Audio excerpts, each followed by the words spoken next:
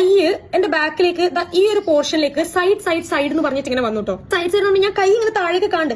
അപ്പോഴും ഞാൻ പ്രത്യേകിച്ച് ഒന്നും ചിന്തിക്കണില്ല. കാരണം സൈഡ് എന്ന് പറഞ്ഞിട്ട് ഒരാൾ ബാക്കിലേക്ക് ഇങ്ങനെ കൈ ഇങ്ങനെ വരികയാണ്. അപ്പൊ ഈ കൈ ഇങ്ങനെ സൈഡ് വരുന്നതും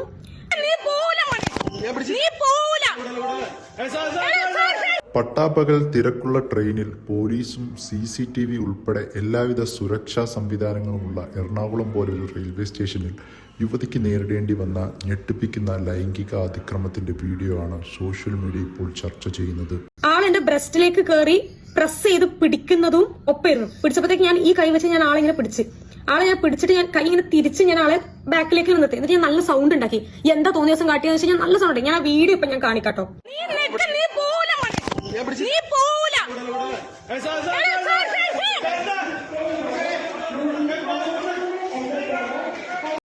ഈ അടുത്ത കാലത്തായി KSRTCയിലും ട്രെയിനിലുമായി യുവതികൾക്ക് നേരിടേണ്ടി വന്ന ഞെട്ടിപ്പിക്കുന്ന ലൈംഗികാതിക്രമങ്ങളുടെ ദൃശ്യങ്ങൾ നമ്മളെല്ലാവരും കണ്ടതാണ്.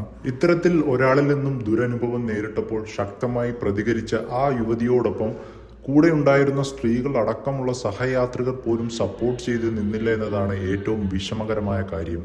അപ്പൊ ഞാൻ ഇത്രയും സൗണ്ട് ഉണ്ടാക്കിയപ്പോഴത്തേക്ക് ആൾ ആദ്യം ഒന്നും പറഞ്ഞില്ല. പിന്നെ ആൾക്കാരൊക്കെ കൂടാൻ തുടങ്ങിയപ്പോഴത്തേക്ക് ആള് പറഞ്ഞു ഇല്ല അങ്ങനെ തന്നെ വീണ്ടും റിപ്പീറ്റ് ചെയ്യാൻ വേണ്ടി തുടങ്ങി. അത് ആള് പിടിച്ചിട്ടില്ല എന്നുള്ള രീതിയിൽ. അപ്പം ആളെ പിടിക്കാൻ പോയ ഗ്യാപ്പില് ഫുൾ ബ്ലാങ്ക് ആയിപ്പോയി. കാരണം ആളിന്റെ കയ്യിൽ നിന്ന് ഓടുകയും ചെയ്ത് ഫുൾ ബ്ലാങ്ക് ആയപ്പോ അവിടെ നിന്നൊരു ചേച്ചി ഇങ്ങനെ പറയണ്ടായിരുന്നു, സാരില്ല മോളെ, അതൊന്നും ഒരു പ്രശ്നമുള്ള കാര്യമല്ല, സാരില്ല, എന്തായാലും മാല അങ്ങനത്തെ ഒന്നല്ലല്ലോ പൊട്ടിച്ചത്, അതുകൊണ്ട് പ്രശ്നമില്ല എന്ന് പറഞ്ഞു. ദേഷ്യം വന്നപ്പോഴത്തേക്ക് ഞാൻ നല്ലോണം സൗണ്ട് റേസ് ചെയ്തിട്ട് പറഞ്ഞു, ആളെന്റെ മാല പൊട്ടിച്ചതല്ല, ആളെന്റെ ബ്രസ്റ്റിൽ കയറി പിടിക്കുകയാണ് ചെയ്തതെന്ന് ഞാൻ പറഞ്ഞു. പോലീസുകാരൊക്കെ എനിക്ക് എങ്ങനെയാ അവരോട് നന്ദി പറയേണ്ടതെന്ന് അറിയില്ല. ഭയങ്കര നല്ല പോലീസുകാരായിരുന്നു. എറണാകുളം ടൗൺ റെയിൽവേന്ന് ഞാൻ പരാതി എഴുതി.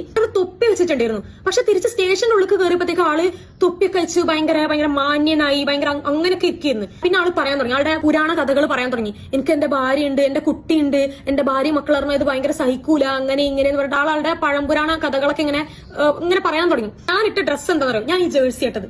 ഞാൻ ഈ ജേഴ്സി ഇട്ടിട്ടാണ്, അതും സമയം 3:30, വൈകുന്നേരം 3:30, ആ ഒരു നട്ടുച്ച വൈകുന്നേരം സമയമാണ്. കംപ്ലൈന്റ് രജിസ്റ്റർ ചെയ്ത് കഴിഞ്ഞാൽ ഇതൊരു റിമാൻഡിൽ പോണ ഒരു കേസാണ്. സോ അങ്ങനെ ആയതുകൊണ്ട് കോടതിയിലേക്കൊക്കെ കയറി ഇറങ്ങേണ്ടി വരും എന്നുള്ളൊരു കാര്യം ജസ്റ്റ് സൂചിപ്പിച്ചു. ഞാൻ പറഞ്ഞു എനിക്ക് കുഴപ്പമില്ല, ഞാൻ കോടതിയിലേക്ക് വരാൻ റെഡിയാണ് എന്ന് ഞാൻ പറഞ്ഞിട്ടുണ്ട്. ഇത് ആളുടെ ആദ്യത്തെ ഒരു സംഭവമാണെന്ന് എനിക്ക് തോന്നുന്നില്ല. അങ്ങനെ ആളുടെ പേരിൽ FIR രജിസ്റ്റർ ചെയ്തു.